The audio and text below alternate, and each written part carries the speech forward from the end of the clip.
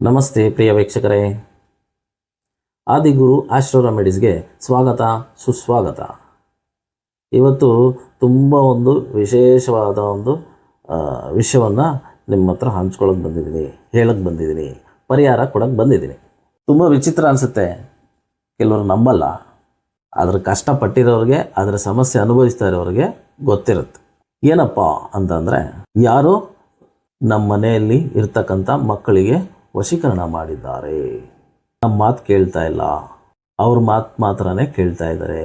ಎದುರಾಳಿ XYZ ಯಾರೋ ಒಬ್ಬರಿದ್ದಾರೆ. ಯಾವುದೋ ಒಂದು ಹುಡುಗ ಒಂದು ಹುಡುಗಿಯನ್ನು ವಶೀಕರಣ ಮಾಡ್ಕೊಂಡು ಬಿಟ್ಟಿದ್ದಾನೆ.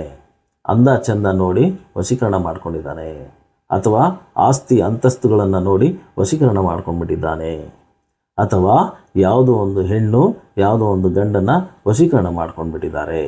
ಯಾರ ಮಾತು ಕೇಳ್ತಾ ಇಲ್ಲ. ಇದು ಒಂದು ರೀತಿ ವಶೀಕರಣ. ಇನ್ನೊಂದು ರೀತಿ ವಶೀಕರಣ ಹೇಗಿರುತ್ತೆ ಅಂದರೆ, ಅವ್ರದ್ದು ಯಾವುದೋ ಒಂದು ಕೆಲಸ ಆಗಬೇಕಾಗಿರುತ್ತೆ, ಅವ್ರು ಕೇಳ್ತಾ ಇರಲ್ಲ, ಅವ್ರು ಹೇಳ್ತಾ ಇರಲ್ಲ, ಅವರ ಸಪೋರ್ಟ್ಗೆ ಇವರು ಬರ್ತಾ ಇರಲ್ಲ, ಹಂಗಾಗಿ ವಶೀಕರಣ ಮಾಡ್ಕೊಂಡಿರ್ತಾರೆ. ಅವರ ಕೆಲಸ ಕಾರ್ಯಗಳು ನಡೆಸ್ಕೊಳ್ಳೋದಕ್ಕೋಸ್ಕರ ವಶೀಕರಣ ಮಾಡ್ಕೊಂಡಿರ್ತಾರೆ. ಅವ್ರಿಗೆ ಗೊತ್ತೇ ಇರಲ್ಲ. ಅವ್ರ ಕೆಲಸ ಆದಮೇಲೆ ಹೊಂಟೋಗ್ತಾರೆ. ಆದರೆ ಅವರು ತುಂಬ ರೀತಿ ಬಗೆ ಬಗೆಯ ರೀತಿಯಲ್ಲಿ ಸಮಸ್ಯೆಗಳಿಂದ ಮರಳುತ್ತಾ ಇರ್ತಾರೆ, ನರಳ್ತಾ ಇರ್ತಾರೆ. ಏನಾಗ್ತಾ ಇದೆ ಅಂತಲೇ ಅವ್ರಿಗೆ ಗೊತ್ತಾಗ್ತಾ ಇರಲ್ಲ, ಏನು ಮಾಡ್ತಾ ಇದ್ದೀನಿ ಅಂತಲೇ ಅವ್ರಿಗೆ ಗೊತ್ತಾಗ್ತಾ ಇರಲ್ಲ. ಆದರೆ ವಶೀಕರಣ ಮಾಡಿರ್ತಕ್ಕಂಥ ವ್ಯಕ್ತಿ ಪದೇ ಪದೇ ಪದೇ ಪದೇ ಒಂದೊಂದು ಕ್ಷಣನೂ ಒಂದೊಂದು ಗಂಟೆ ಕೂಡ ಅವರನ್ನು ನೆನೆಸ್ಕೊತಾ ಇರ್ತಾರೆ. ಯಾರೋ ಒಬ್ಬ ವ್ಯಕ್ತಿ ಆಗಾಗ ನಿಮಗೆ ನೆನಪಿಗೆ ಬರ್ತಾನೇ ಇದ್ದಾನೆ, ಅವನು ನೆನಪುಗಳು ಕಾಡ್ತಾನೇ ಇದೆ ಅಂತ ಇದ್ದರೆ ತಿಳ್ಕೊಳ್ಳಿ, ವಶೀಕರಣ ಆಗಿದೆ, ತೊಂದರೆ ಮಾಡಿದ್ದಾರೆ ಅನ್ನೋದನ್ನು ತಿಳ್ಕೊಂಡ್ಬಿಡಿ. ಆ ವ್ಯಕ್ತಿಯನ್ನು ಬಿಟ್ಟು ಇರೋಕ್ಕಾಗ್ತಾ ಇಲ್ಲ, ನೆನಪುಗಳು ಕಾಡ್ತಾ ಇದೆ, ಅವ್ರು ಬೇಕೇ ಬೇಕು, ಸದಾಕಾಲ ನಮ್ಮ ಜೊತೆಲಿ ಇರಬೇಕು. ಇನ್ನು ಕೆಲವರು ಬೇರೆ ರೀತಿ ಮಾಡಿರ್ತಾರೆ. ಯಾವ ರೀತಿ ಮಾಡಿರ್ತಾರೆ ಅಂದರೆ, ಅಸಹ್ಯವಾಗಿ ಇರುತ್ತೆ ಹೇಳೋದಕ್ಕೆ. ಹೊಟ್ಟೆಗೆ ಹಾಕ್ಕೊಟ್ಬಿಟ್ಟಿರ್ತಾರೆ, ವಶೀಕರಣ ಮದ್ದು ಹೊಟ್ಟೆಗೆ ಹಾಕ್ಕೊಟ್ಬಿಟ್ಟಿರ್ತಾರೆ. ತಲೆಗೆ ಕಪ್ಪನ್ನು ಹಚ್ಬಿಟ್ಟಿರ್ತಾರೆ, ಎಣ್ಣೆ ಹಚ್ಬಿಟ್ಟಿರ್ತಾರೆ ತಲೆಗೆ. ಇದು ನಾನಾ ರೀತಿ ಭಾಳ ಭಾಳ ವರ್ಸ್ಟ್ ಆಗಿರುತ್ತೆ. ಅವ್ರು ಯಾವ ರೀತಿ ಕಷ್ಟಗಳನ್ನು ಅನುಭವಿಸ್ತಾ ಇರ್ತಾರೆ ಅಂದರೆ, ಒಂದೊಂದು ಕ್ಷಣನೂ ನರಕ ಯಾತನೆ ಆಗಿಬಿಟ್ಟಿರುತ್ತೆ. ವಶೀಕರಣ ಮಾಡಿ ಬಿಟ್ಟೋಗ್ಬಿಡ್ತಾರೆ. ಕೆಲವರು ವಶೀಕರಣ ಮಾಡಿ ಸ್ತಂಭನ ಮಾಡಿಬಿಡ್ತಾರೆ. ಈಗ ಅವರ ಕೆಲಸ ಆಯಿತು, ವಶೀಕರಣ ಮಾಡಿದರು, ಅವ್ರ ಕೆಲಸ ಆಯಿತು, ಮತ್ತು ಇವರು ನಮ್ಮನ್ನು ಕಾಡಬಾರ್ದಲ್ಲ, ವಶೀಕರಣ ಮಾಡಿಬಿಟ್ಟಿದ್ವಿ, ಅದನ್ನು ತಗ್ಸೋದಕ್ಕೆ ಇವ್ರ ಕೈಯಲ್ಲಿ ಆಗಲ್ಲ, ಇವ್ರು ಮತ್ತೆ ನಮ್ಮ ತಂಟೆಗೆ ಬರಬಾರ್ದು ಅಂಥವ್ರನ್ನ ಸ್ತಂಭನ ಮಾಡಿಬಿಡ್ತಾರೆ. ವಶೀಕರಣ ಮಾಡಿ ಸ್ತಂಭನ ಮಾಡಿಬಿಡ್ತಾರೆ. ಆಗ ಏನಾಗುತ್ತೆ, ಮನುಷ್ಯನಿಗೆ ಹುಚ್ಚಿಡ್ದಂಗೆ ಆಗ್ಬಿಡುತ್ತೆ. ಹುಚ್ಚರು ಯಾವ ರೀತಿ ಆಡ್ತಾರೆ ಆ ರೀತಿ ಆಡೋದಕ್ಕೆ ಸ್ಟಾರ್ಟ್ ಮಾಡಿಬಿಡ್ತಾರೆ. ಆ ಥರ ಆಡ್ತಾ ಇರ್ತಾರೆ. ಅಂಥದಕ್ಕೆ ಇದು ಪರಿಹಾರ. ವಶೀಕರಣ ಮದ್ದಾಗಿ ಕೊಟ್ಬಿಟ್ಟಿದ್ದಾರೆ ಹೊಟ್ಟೆಯಲ್ಲಿ, ಅದನ್ನು ತೆಗಿಬೇಕು ಅಂದರೆ ಇದು ಪರಿಹಾರ. ಎಣ್ಣೆಗೆ ತಲೆಗೆ ಹಚ್ಚಿಬಿಟ್ಟಿರ್ತಾರೆ, ಅದರಿಂದ ಪರಿಹಾರ.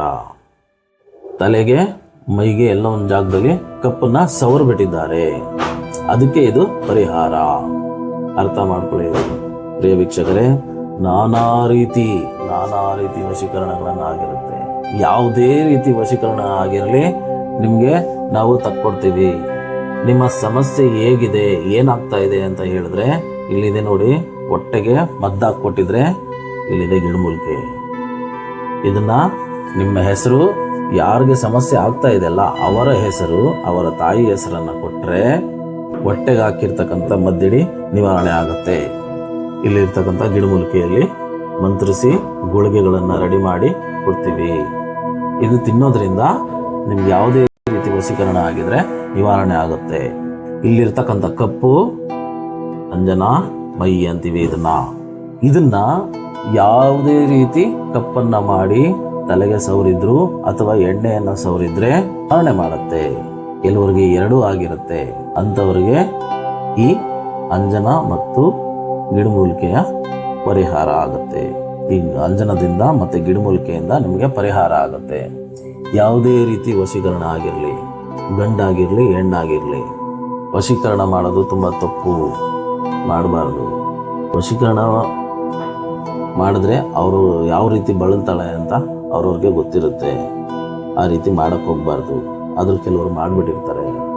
ನೋಡಿ ವೀಕ್ಷಕರೇ, ಯಾವುದೇ ರೀತಿ ವಶೀಕರಣ ಆಗಿರಲಿ, ಯಾವುದೇ ರೀತಿ ಅಂಜನದಿಂದ ಅಥವಾ ಎಣ್ಣೆಯಿಂದ ಹೊಟ್ಟೆಗೆ ಹಾಕ್ಕೊಟ್ಟಿರೋದ್ರಿಂದ ಯಾವುದೇ ರೀತಿ ವಶೀಕರಣ ಆಗಿದ್ರೆ ನಿವಾರಣೆ ಮಾಡಿಕೊಡಲಾಗುತ್ತೆ.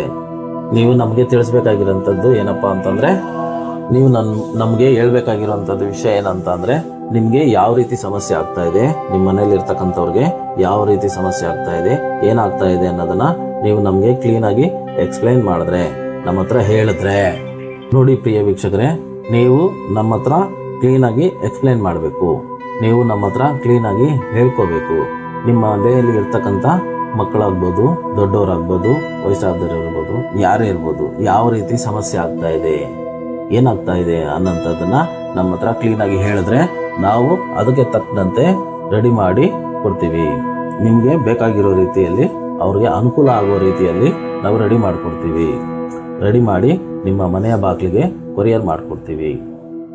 ನೋಡಿ ಪ್ರಿಯ ವೀಕ್ಷಕರೇ, ಇಲ್ಲಿ ಕಾಣ್ತಿರ್ತಕ್ಕಂಥ ಒಂದು ವಾಟ್ಸಪ್ ನಂಬರ್ಗೆ ನಿಮ್ಮ ಇರ್ತಕ್ಕಂಥ ಸಮಸ್ಯೆಗಳನ್ನು ಹಾಕಿ ಕರೆ ಮಾಡಿ ಹೇಳಿದ್ರೆ ನಿಮ್ಮ ಮನೆ ಬಾಗಿಲಿಗೆ ನಾವು ಕಳಿಸ್ಕೊಡ್ತೀವಿ.